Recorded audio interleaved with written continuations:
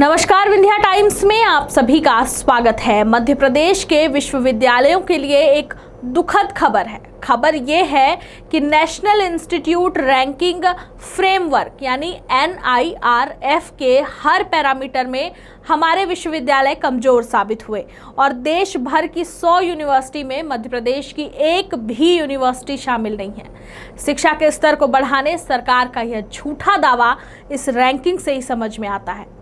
बता दें, एक तरफ शिवराज सरकार शिक्षा के स्तर को सुधारने और नई शिक्षा नीति के माध्यम से विद्यार्थियों को गुणवत्तापूर्ण शिक्षा देने की बात करती है, वहीं दूसरी तरफ मध्य प्रदेश की एक भी यूनिवर्सिटी का इस रैंकिंग में शामिल नहीं होना सरकार की शिक्षा नीति पर सवाल खड़े करता है। देखिए ये रिपोर्ट। हमारे प्रदेश के विश्वविद्यालयों में शिक्षा सहित अन्य संसाधनों के बेहतर होने का चाहे जितना भी बड़ा दावा किया जाए, लेकिन national institute ranking framework NIRF के हर पैरामीटर में हमारा विश्वविद्यालय कमजोर साबित हुआ है। चौंकाने वाली बात यह है कि केंद्रीय विश्वविद्यालय के साथ परंपरागत और निजी विश्वविद्यालयों सहित प्रदेश में 68 विश्वविद्यालय हैं, लेकिन NIRF की रैंकिंग में उज्जैन के विक्रम विश्वविद्यालय सहित हमारे प्रदेश का एक भी विश्वविद्यालय देश भर की टॉप 100 यूनिवर्सिटीज़ में अपना स्थान नहीं बना पाया। इसके अलावा कॉलेज की श्रेणी में हमारे प्रदेश के सभी कॉलेज फिसड्डी साबित हुए। एक भी कॉलेज NIRF सूची में अपना स्थान तक नहीं बना पाया। उज्जैन का विक्रम विश्वविद्यालय वर्ष 2017 में पहली बार टॉप 150 में चुना गया था, लेकिन इसके बाद लगातार विश्वविद्यालय टॉप 200 की सूची में भी शामिल नहीं हो पाया। NIRF की टॉप 200 की सूची में प्रदेश के केवल 2 ही कॉलेज अपने स्थान बना पाए हैं। इंदौर का देवी अहिल्या विश्वविद्यालय टॉप 101 में और टॉप 150 की सूची में अपना स्थान बनाने में कामयाब रहा। वहीं रायसेन का निजी विश्वविद्यालय रविंद्रनाथ टैगोर विश्वविद्यालय टॉप 151 में और टॉप 200 में अपना स्थान बना पाया है, लेकिन टॉप 200 में भी प्रदेश के परंपरागत सहित अन्य विश्वविद्यालयों को स्थान नहीं मिला। ये सोचने वाली बात है। 100 की श्रेणी में तो नहीं, कम से कम 200 की श्रेणी में तो कुछ विश्वविद्यालय आ पाते, पर अफसोस कि 200 की श्रेणी में भी सिर्फ 2 ही विश्वविद्यालयों ने अपना स्थान बना पाया है।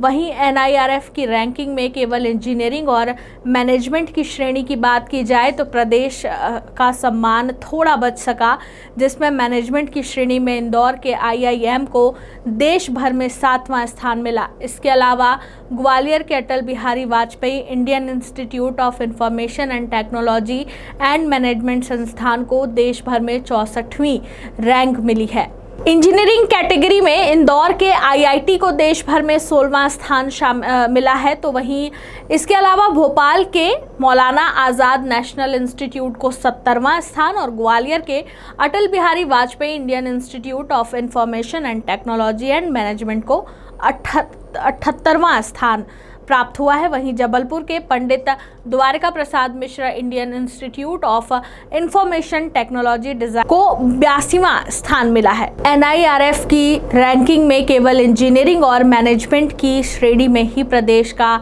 सम्मान बच सका। मैनेजमेंट की श्रेणी में इंदौर के IIM को देश भर में 7वां स्थान मिला। इसके अलावा ग्वालियर के Atal Bihari Vajpayee Indian Institute of Information Technology and Management संस्थान को देश भर में 64वीं रैंक मिली है।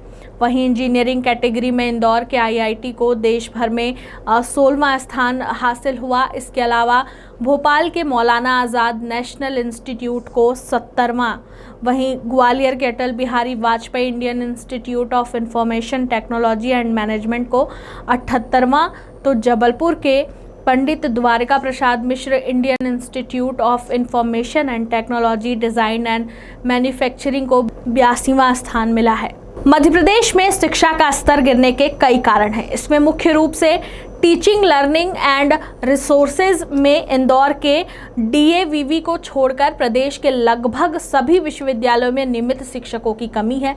फाइनेंशियल रिसोर्सेज के नाम पर कुछ भी नहीं है। वहीं लगभग सभी विश्वविद्यालय प्रोफेशनल प्रैक्टिस में कमज़ोर हैं। पेटेंट के नाम पर भी कोई बड़ी उपलब्धियां नहीं हैं। एक दो विश्वविद्यालय को छोड़कर कहीं भी कोई बड़ी कंपनी के कैंपस नहीं होते जिससे विद्यार्थियों को अच्छा पैकेज भी मिल पाता है। कई ऐसे कारण हैं। सरकार को इन कमजोरियों पर विशेष रूप से ध्यान देना चाहिए। वहीं अगर दूसरे प्रदेशों से आकर हमारे विश्वविद्यालयों में प्रवेश लेने वाले विद्यार्थियों की संख्या बेहद कम है। अधिकांश विद्यार्थी चेन्नई, पुणे, बेंगलुरु, हैदराबाद, जयपुर जैसे शहरों में अच्छी रैंकिंग वाले स्थानों में प्रवेश लेने आते हैं। हमारे यहाँ से भी विद्यार्थी किसी उच्च स्तर वाले संस्थानों में कम ही प्रवेश लेते हैं। कई ऐसे कारण हैं जिनकी वजह से हमारी शिक्षा की गुणवत्ता खराब होती जा रही है। इस पर सरकार को विशेष ध्यान देने की ज़रूरत है।